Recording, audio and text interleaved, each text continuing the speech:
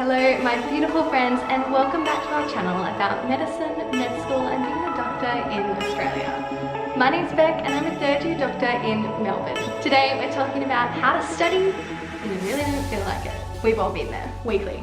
Daily? Some days it's hourly. Despite this super common problem, we managed to get through it. So let's talk about the tips and tricks that you can use, whether you're searching YouTube, looking for inspiration right now, whether you're preparing yourself for the inevitable future. Like, I've been here before and I don't want to do it again. Anyone doing something challenging is going to run into this problem. For someone who's been through a lot of, I really don't feel like studying, and studied anyway, here are my tips. Number 1, when you feel bad, when you feel like you don't want to study, when you know that you should be studying, when you want to study, but you just don't feel it, don't send yourself down that spiral.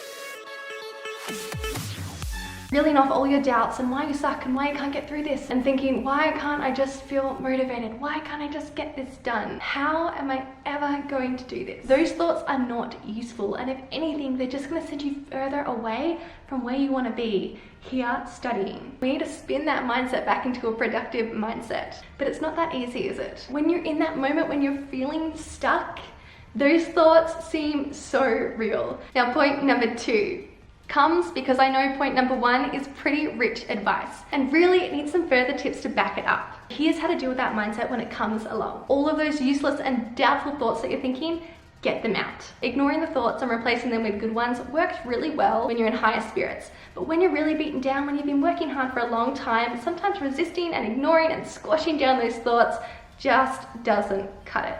So, let it out. Let yourself hear the thoughts, write them down on paper, see the thoughts, feel them, feeling them fully, stopping resisting them so that we can move on. You can't fix a problem if you don't see it in full and face it head on. A lot of these thoughts, if you can get them out clear, you can chuck them away straight away. Then you can move on to productive things. Feeling stuck in a moment, or even feeling stuck regularly, doesn't actually mean that you are stuck. It doesn't mean you're doomed to fail. Everyone who's doing something challenging will feel stuck often. But there's a big difference in outcomes between someone who stays stuck and someone who moves on quickly. So my third tip, building on from the second, you've got 2 options to let this stuck, hopeless feeling out in my mind. 1, talk to someone you love. Importantly, someone you love who believes in you. Let it out. Tell them how you're feeling. Be super honest. Don't hold back. There's probably some brutal stuff in there for all of you high achievers. And then the key is to listen carefully to what they say back to you.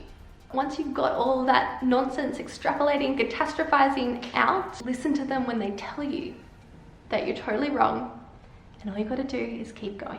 And if they're a wonderful loved one, they'll tell you that in a language that you specifically can hear and appreciate. If you don't have a loved one, or you don't have someone that you feel like you can be really honest with, this is when journaling comes in again. Take out a piece of paper or your tablet. I prefer something that I can handwrite on. Here's what I suggest. Write down all of your awful, hopeless thoughts. Then write down all the things you've done before that were hard. Not hard in a global universal sense, but hard for you. That time you volunteered yourself for an answer in class, that time you did that piece of public speaking, that class you got a great grade in that you never thought you ever possibly could at the start. Write down the things that you're grateful for, that you persisted in. Write down some of your strengths, some of your best qualities. And don't tell me you've got none. I know you feel like saying that right now. I want to be clear here.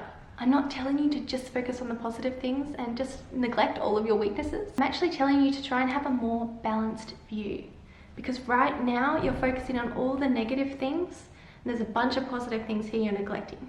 Number 4 is bring to the front of your mind where you want to be in a year. A really popular journaling practice at the moment is to write down your goal, where you want to be in however much time, 1 year, 5 years, 10 years, as if you're actually there. Write it in present tense. I passed my final exam and now it's summer holidays and I'm jogging through the park with all this free time to work on my fun and exciting creative projects, feeling content knowing that I'm moving on to my next year of uni, or I've graduated and I'm now starting work. Remind yourself of why the work is worth it, and give yourself a taste of how good it's going to feel, how good that reward is going to be if you can just do this work. Tip number 5, to get back to work right now, do a part of the work that's either enjoyable or feels achievable. People neglect momentum as a great motivator. Being on a roll, ticking things off, getting things done, it gives you an energy in itself. So get moving again by picking something from those 2 categories. Now, if doing any part of your work is absolutely not on the cards for you, you can do something else productive, something else that makes you feel some momentum.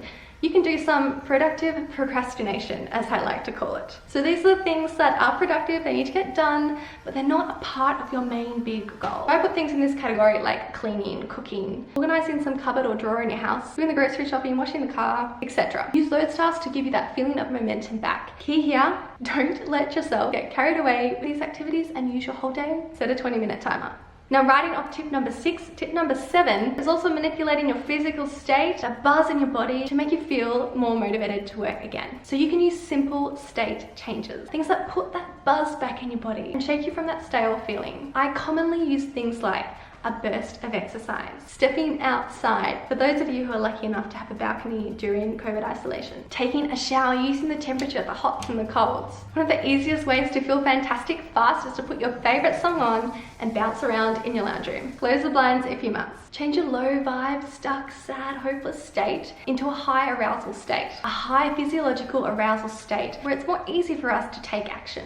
Number 8, now say there is the next step of your work that you absolutely need to get done. You can't just do the bit that's enjoyable or feels achievable, and you can't just use productive procrastination.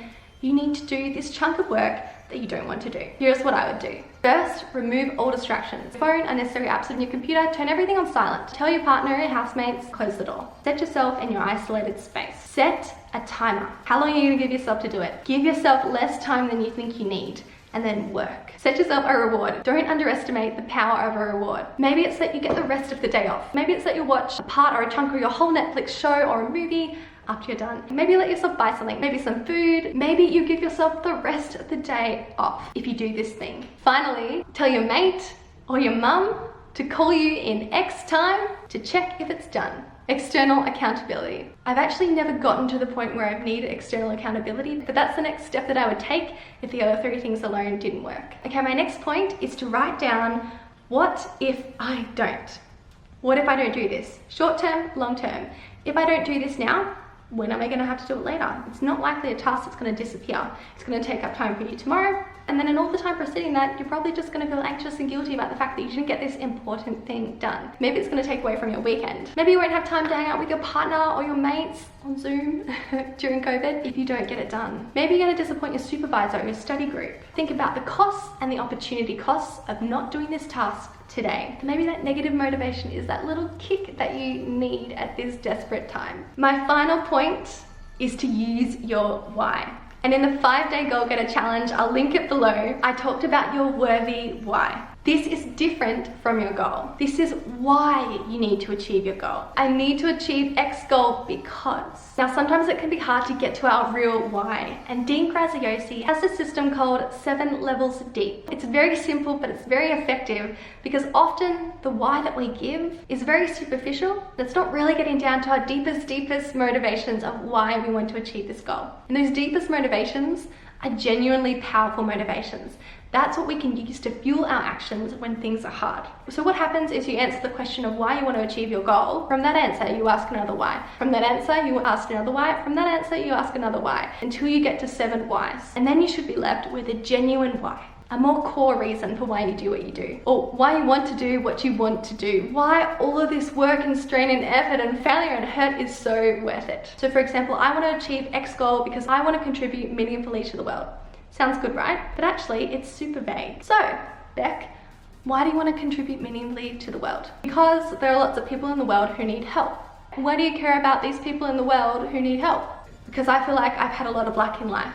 Why is it important that you help other people? Because you've been lucky. I feel like I don't deserve the luck over other people. Why don't you feel like you deserve the luck over other people? I feel like all humans have something critical to contribute to the world that will make the world a better place. Why do you think it's important that everybody gives that critical thing they have to the world? Because if people feel empowered to use their gift and do their best, then everybody wins. So why is it important that everybody wins and everyone does their bit? Because at the end of the day, I think we're just an ecosystem and we all need each other to be okay. And even if I was doing well and I was winning, I don't think I could properly enjoy it knowing that there is suffering and misfortune in parallel in the world. So it's not a well thought out stream, but it's essentially how it works. And you can do it yourself by just reflecting back a question from each answer that you give 7 times. Now, if that all just feels a little bit too much for you, you can just try and picture and think about the people who you want to help or the way that you want the world to be different. All right, so they are my tips on how to study when you really don't feel like studying. I hope you got something useful out of it. Give this video a like if you liked it, and I'll see you guys in my next one.